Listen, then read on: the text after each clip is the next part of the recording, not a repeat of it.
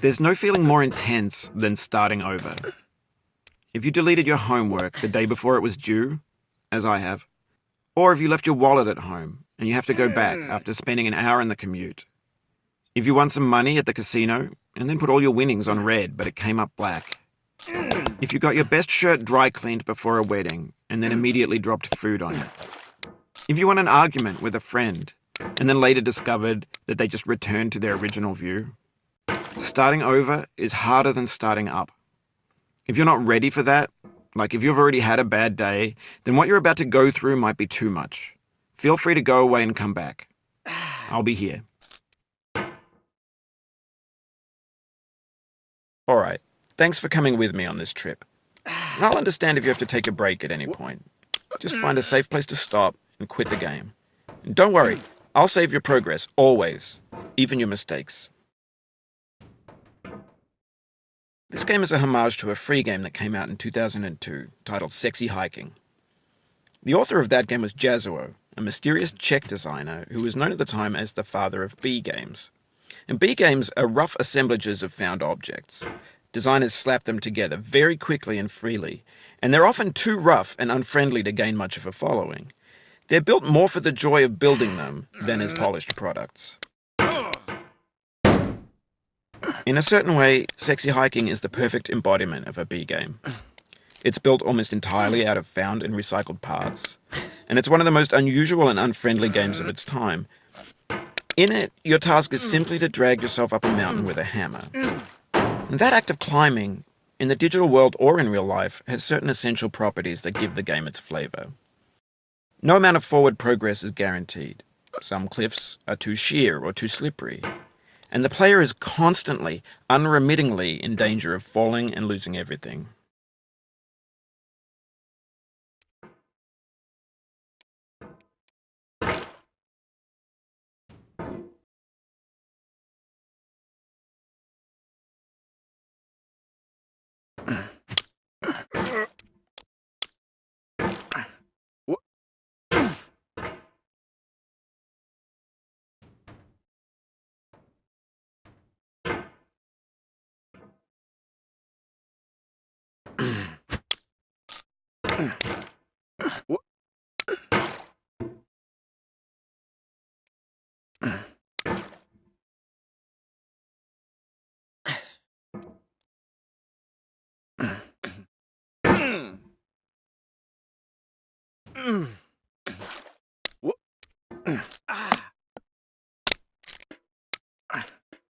Anyway, when you start Sexy Hiking, you're standing next to this dead tree that blocks the way to the entire rest of the game.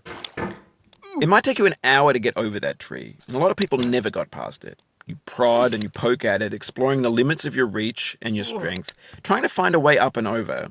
And there's a sense of truth in that lack of compromise. Most obstacles in video game worlds are fake. You can be completely confident in your ability to get through them once you have the correct method or the correct equipment or just by spending enough time. In that sense, every pixelated obstacle in Sexy Hiking is real.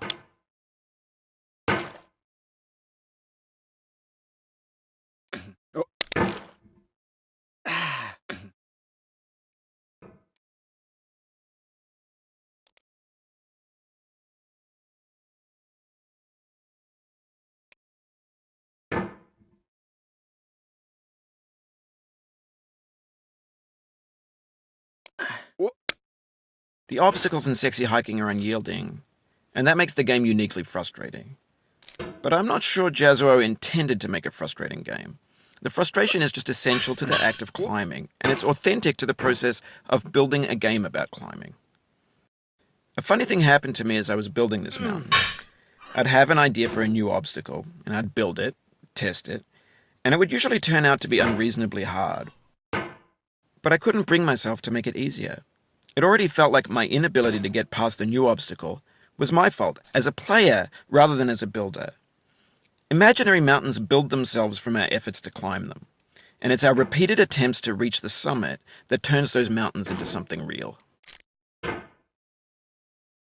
When you're building a video game world, you're building with ideas, and that can be like working with quickset cement. You mold your ideas into a certain shape that can be played with, and in the process of playing with them, they begin to harden and set until they're immutable, like rock. And at that point, you can't change the world, not without breaking it into pieces and starting fresh with new ideas.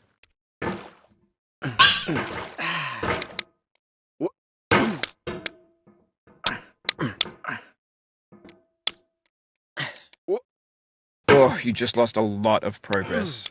That's a deep frustration, a real punch in the gut.